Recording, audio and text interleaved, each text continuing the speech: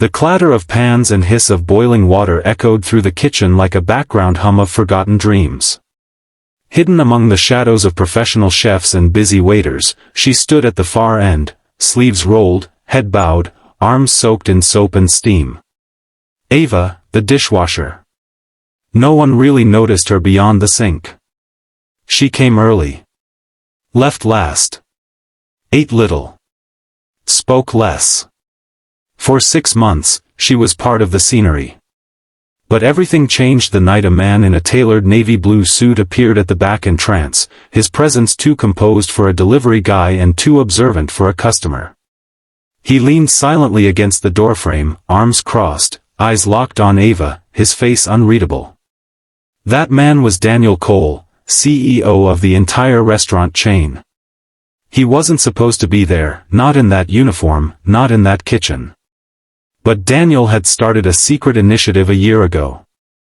Tired of sugar-coated reports and filtered HR summaries, he decided to visit his restaurants, unannounced, undercover. No entourage. No warning. Just his own eyes, ears, and instincts. This particular location was number 4 on his list. He was scheduled for a 2-day visit, enough to observe, gather notes, and quietly leave. But something felt different here. Something, or someone, was off. It was Ava. She wore the same apron every day. Same shoes, sole nearly detached. Same stitched-up shirt. The staff hardly acknowledged her. And when Daniel casually asked the manager about her, the answer left a bitter taste. Oh, Ava? She's not technically on payroll. She just helps. Helps? Daniel echoed.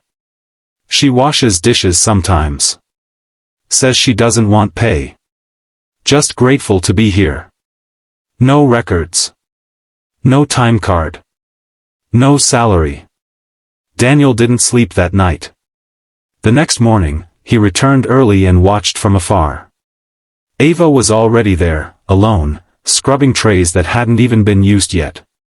She moved with practiced rhythm, the kind that only came from routine, or survival.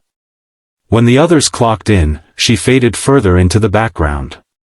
She never joined their banter. Ate separately. Her eyes carried the weight of someone twice her age. Later that day, Daniel asked one of the chefs, "Does she ever take time off?" The man shrugged. "Don't think she can afford to." He asked the manager again, more directly this time. "Who hired her?" "No one officially," the manager admitted. "She showed up one day, asked if she could work for food. I needed help in the back. So I let her stay. She's good. Quiet. Doesn't cause problems." Daniel stared at him. "You've let her work here for half a year without pay? She didn't ask for it. She shouldn't have to." That night, long after the restaurant had closed, Daniel walked back into the kitchen. Ava was still there, sleeves wet, the air thick with steam and fatigue. She didn't notice him at first. "You're still here," he said. She flinched at the voice. "Sorry. Just a few more pans." "You don't get paid, do you?" A long pause. "No. Why do you stay?" She wiped her hands, avoiding eye contact. "Because I have nowhere else to go." And just like that, the dam broke. Her voice didn't tremble, it was too used to being quiet. But in fragments, she shared everything. How her mother passed from cancer last year. How she dropped out of culinary school to care for her. How bills piled up. How her landlord changed the locks while she was out buying bread. One night, with $2 in her pocket, she remembered this place, the same restaurant where she once interned during high school. She came here not to beg, but to barter, dishes for food. Space for silence. Dignity in exchange for labor. She never asked for pity. Never asked for help. She just wanted a sink, soap, and somewhere she wouldn't be noticed too much. Daniel stood motionless as she spoke. Not because he didn't know what to say, but because everything he could say felt insufficient. He left that night without a word. But what Ava didn't know was, Daniel hadn't just listened. He had recorded everything. Not with a phone or a camera, but with memory sharper than steel. And he was about to change her life. A week later, the media swarmed the front of that same restaurant. Not because of a scandal, but because of a press conference nobody saw coming. Daniel stood behind the podium, clean-shaven, crisp suit, but his voice carried a storm. "This is Ava," he said, inviting her to the stage beside him. "For 6 months, she worked in one of my kitchens without pay, without complaint, and without being seen. But I saw her. And I failed her.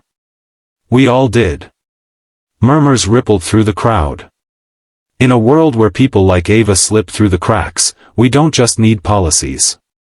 We need eyes that see, ears that listen, and hearts that act. He announced a new program. Every employee across all 86 restaurant locations would be automatically enrolled in an emergency housing fund.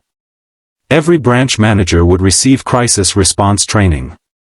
And a new culinary scholarship would be created under Ava's name, for students who, like her, had potential but no support. And then came the moment that made headlines.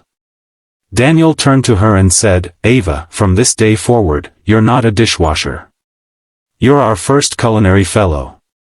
Full benefits. Full pay.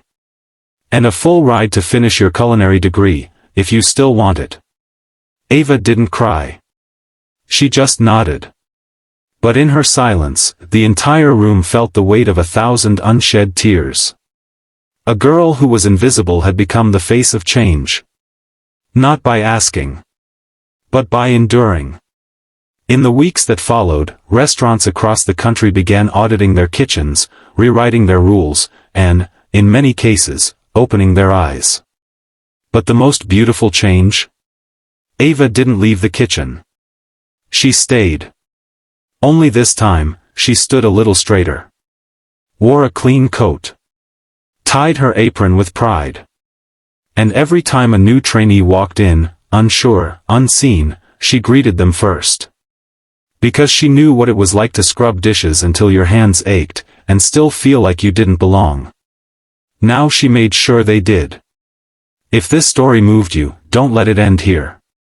Somewhere right now, someone like Ava is working in silence.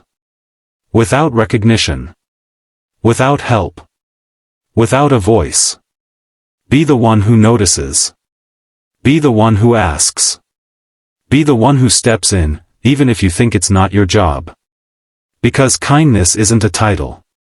It's an action. And sometimes, the smallest act of attention can rewrite someone's entire life.